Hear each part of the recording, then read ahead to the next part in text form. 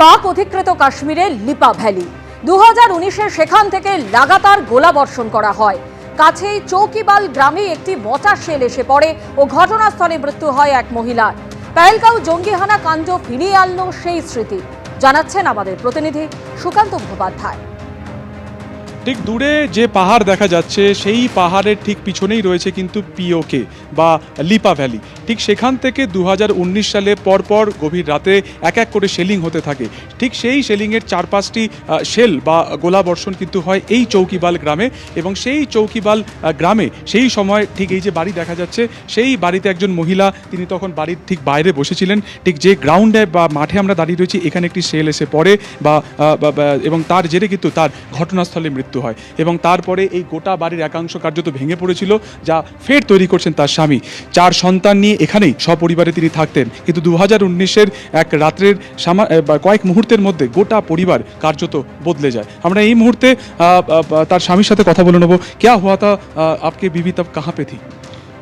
मेरी बीवी तो यहाँ थी बैठे हुए, वहाँ शलंग आ गया, वो पता नहीं कहाँ से आ गया। उसके बाद यहाँ धमाका हो गया था और वो फोत हो गया यहाँ ही।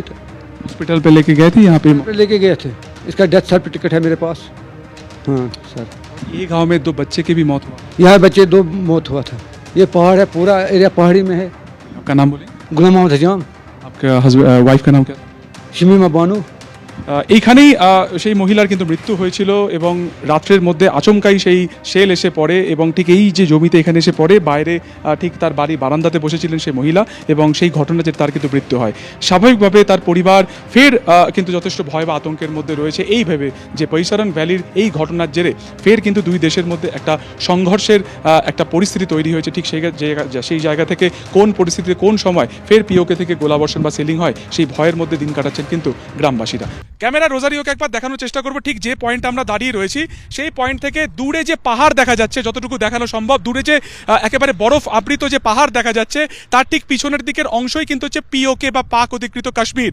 2019 সালে ঠিক সেখান থেকে গোলাবর্ষণ হয়েছিল 4-5টি শেল, তা কিন্তু এই চৌকিবাল গ্রামে এসে পড়েছিল। দূরে যে তুমি টিনের বাড়িটি দেখতে পাচ্ছ সেইখানে 2টি বোম এসে পড়ে, এবং সেখানে 3 জনের মৃত্যু হয়। 2 জন শিশু এবং তাদের মায়ের মৃত্যু হয়, 3 জন গ্রামবাসীর কিন্তু মৃত্যু হয়। ঠিক তারপর থেকে যখন এই বৈশারণ ভ্যালিকে কেন্দ্র করে এখানে একটা 2 দেশের মধ্যে একটা কার্যত সংঘর্ষের পরিস্থিতি তৈরি হয়েছে বা সংঘর্ষের আবহ তৈরি হয়েছে, সেখান থেকে আতঙ্কে রয়েছে এখানকার বাসিন্দারা। ফলত ঠিক সেই জায়গা থেকে দাঁড়িয়ে এখানে যারা বাসিন্দারা রয়েছেন, শুধুমাত্র পুরুষ সঙ্গীরা ছাড়া বা পুরুষ সদস্যরা ছাড়া বাড়ির মহিলারা, তারা কিন্তু কার্যত গোটা গ্রাম শূন্য হয়ে গিয়েছে। তোমাকে আরও একবার দেখাবো দূর থেকে, এই যে গ্রাম তুমি দেখতে পাচ্ছ, গ্রামে যে তুমি ঘর দেখতে পাচ্ছ, 2019 সালে এইখানেই কিন্তু গোলাবর্ষণ হয়েছিল।